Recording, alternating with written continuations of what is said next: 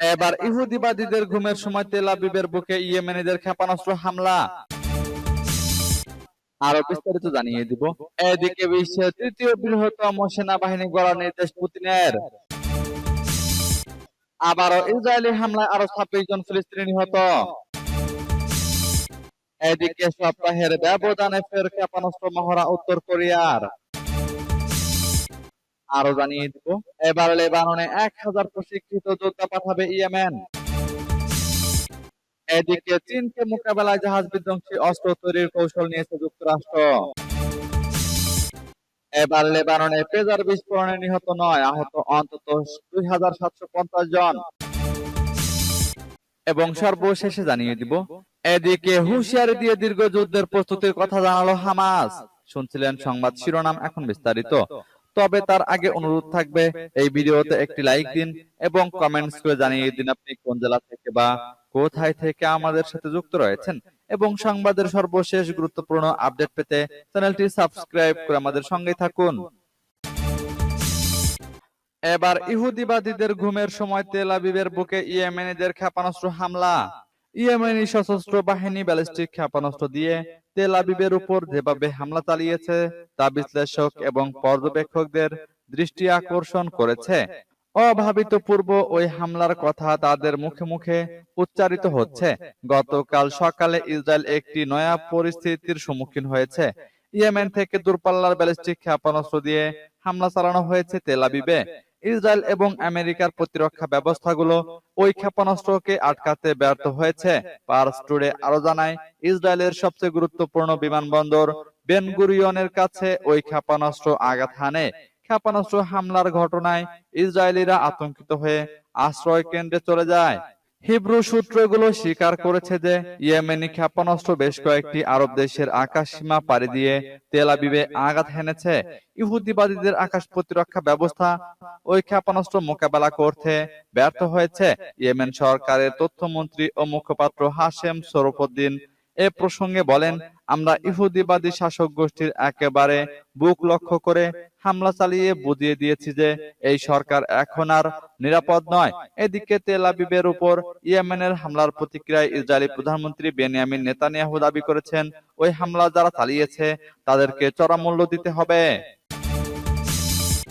এদিকে বিশ্বের দ্বিতীয় বৃহত্তম সেনাবাহিনী গড়ার নির্দেশ পুতিনের। রাশিয়ার সেনাবাহিনীতে অন্তত 1,80,000 সদস্য বাড়ানোর আদেশ দিয়েছেন দেশটির প্রেসিডেন্ট ভ্লাদিমির পুতিন। সোমবার দেওয়া এই আদেশের মাধ্যমে চীনের পর দ্বিতীয় বৃহত্তম সেনাবাহিনী গড়ে তোলার পরিকল্পনার দিকে এক ধাপ এগিয়ে যান তিনি। এদিকে রাশিয়ার রাষ্ট্রীয় সংবাদ মাধ্যমকে নিষিদ্ধ করেছে সামাজিক যোগাযোগ মাধ্যম প্রতিষ্ঠান মেটা।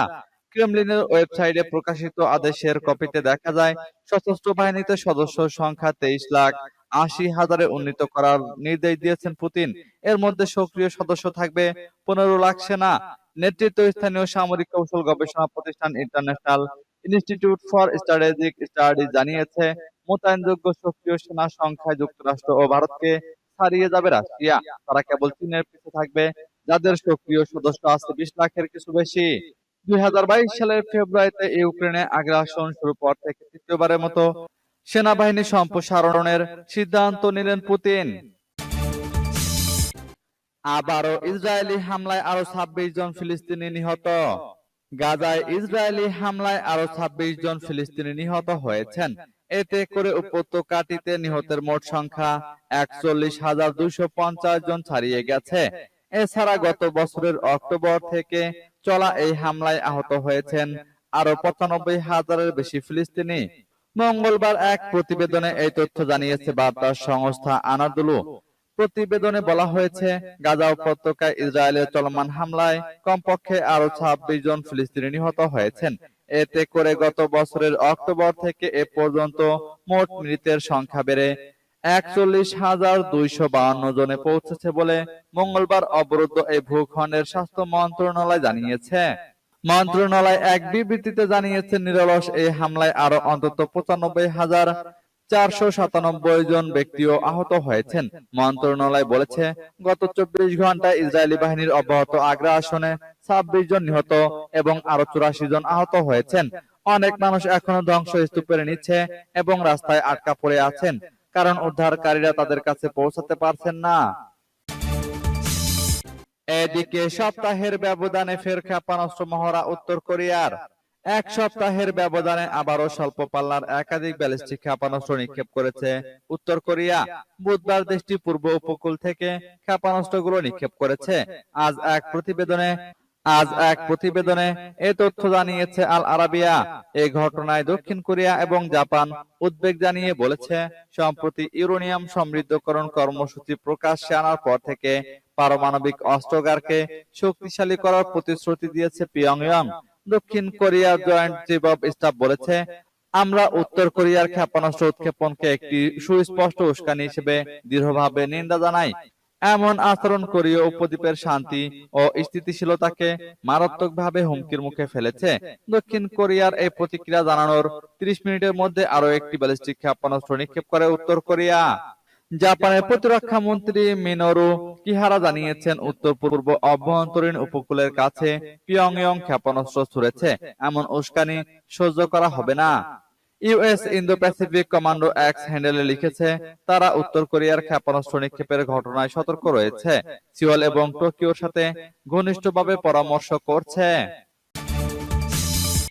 এবার লেবাননে 1000 প্রশিক্ষিত যোদ্ধা পাঠাবে ইয়েমেন। ইয়েমেনের আনসারুল্লাহ প্রতিরোধ আন্দোলন বলেছে, তারা প্রয়োজনে লেবাননের হিজবুল্লাহ প্রতিরোধ আন্দোলনের সহায়তায় হাজার হাজার প্রশিক্ষিত যোদ্ধা পাঠাতে প্রস্তুত। আনসারুল্লাহর মিডিয়া অথরিটির ভাইস প্রেসিডেন্ট নাসর আল দিন আমের সোমবার ফিলিস্তিনি শেহাব বার্তা সংস্থাকে কথা জানান। তিনি আরো বলেন, ফিলিস্তিনের প্রতিরোধ আন্দোলনের ভাইদের আমরা যেভাবে সমর্থন করি, আমরা তাদেরও সেভাবে সমর্থন করব।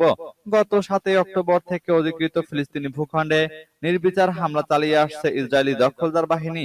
তখন থেকে ফিলিস্তিনিদের পক্ষ নিয়ে ইসরায়েলের বিভিন্ন স্থাপনায় হামলা চালিয়ে আসছে ইয়েমেনের সশস্ত্র বাহিনী।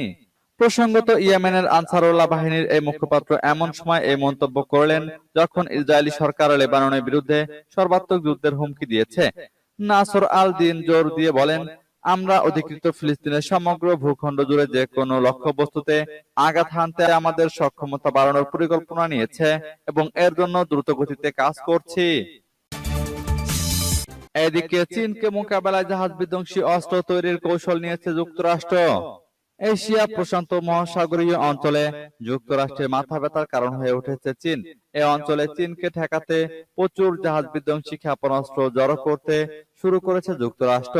এছাড়া এই অঞ্চলে মার্কিন বাহিনীকে প্রস্তুত করার কাজও শুরু হয়েছে।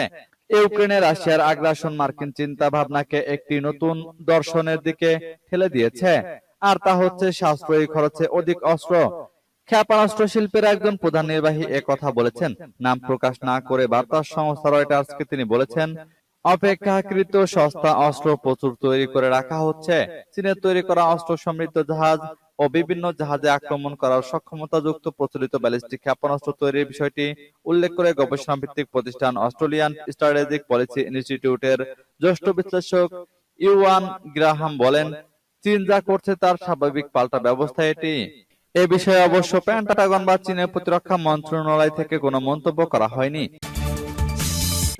এবার লেবাননে পেজার বিস্ফোরণে নিহত 9, আহত অন্তত 750 জন। লেবাননে পেজার বিস্ফোরণে অন্তত 9 জন নিহত ও 2750 জনের মতো আহত হয়েছেন। মঙ্গলবার দেশটির বিভিন্ন স্থানে এ ঘটনা ঘটে বলে স্বাস্থ্য মন্ত্রণালয় জানিয়েছে।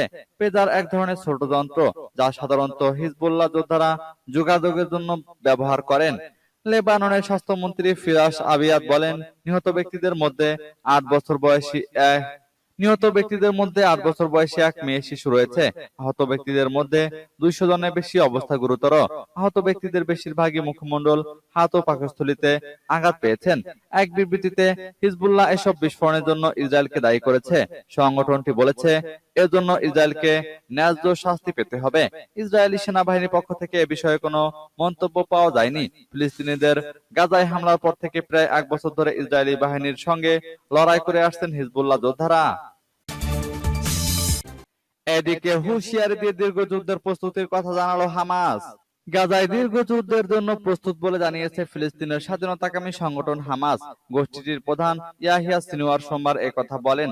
যদিও ইসরায়েলের প্রতিরক্ষা মন্ত্রী ইয়োব গ্যালান্ট গত সপ্তাহে বলেন, গাজায় সামরিক সংগঠন হিসেবে হামাসের আর অস্তিত্ব নেই। সিনওয়ার বলেছেন, হামাসের ইসরায়েলের বিরুদ্ধে লড়াই চালিয়ে যাওয়ার ক্ষমতা রয়েছে। তারা ইরান সমর্থিত আঞ্চলিক মিত্রদের সমর্থনে গাজায় প্রায় 1 বছর ধরে যুদ্ধ করে আসছে। গাজা থেকে বার্তা সংস্থা এএফপি এ খবর জানিয়েছে। সিনওয়ার হামাস গ্রুপের ইয়েমেনি মিত্রদের কাছে লেখা এক চিঠিতে বলেছেন, আমরা নিজেদেরকে দীর্ঘস্থায়ী এক যুদ্ধে লড়াইয়ের জন্য প্রস্তুত করেছি। তিনি গত মাসে নিহত হামাস নেতা ইসমাইল হানিয়ার স্থলাভিষিক্ত হন।